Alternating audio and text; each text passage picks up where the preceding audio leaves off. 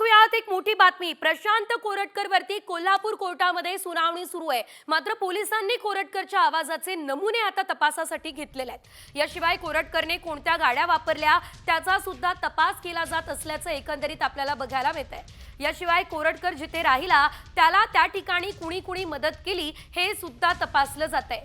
कोरटकरने ज्या हॉटेलमध्ये मुक्काम केलाय त्या हॉटेलची सुद्धा चौकशी केली जाणार आहे। त्याला पैसे नेमके कुणी पुरवले, कॉल करताना त्याच्यासोबत आणखीन कोण होतं याचा सुद्धा तपास आता पोलीस करणार असल्याचं कळतंय।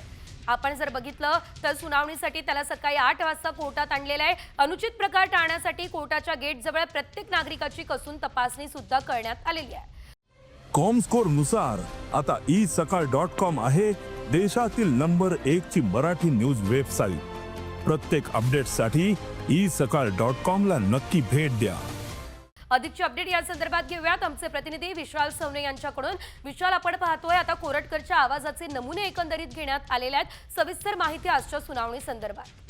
नक्कीच महत्त्वाचं म्हणजे आज सकाळी 8 वाजता सुरक्षेच्या कारणास्तव त्याला कोर्टामध्ये आणण्यात आलं होतं। तिथल्या एका रूम मध्ये ठेवण्यात आलं होतं।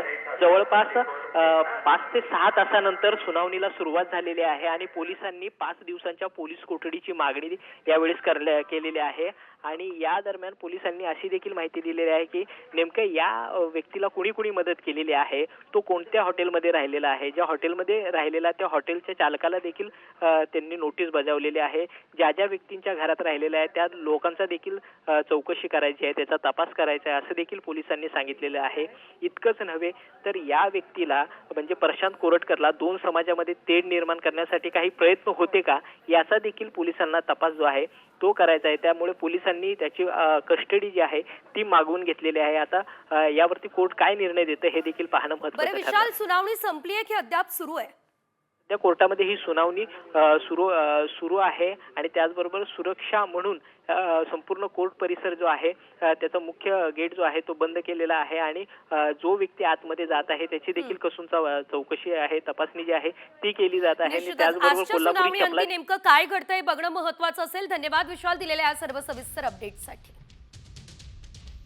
तर एकंदरीत आपण पाहिलं कोरटकरच्या आवाजाचे नमुने सुद्धा घेतलेले आहे आणि पोलीस यंत्रणा कामाला लागली।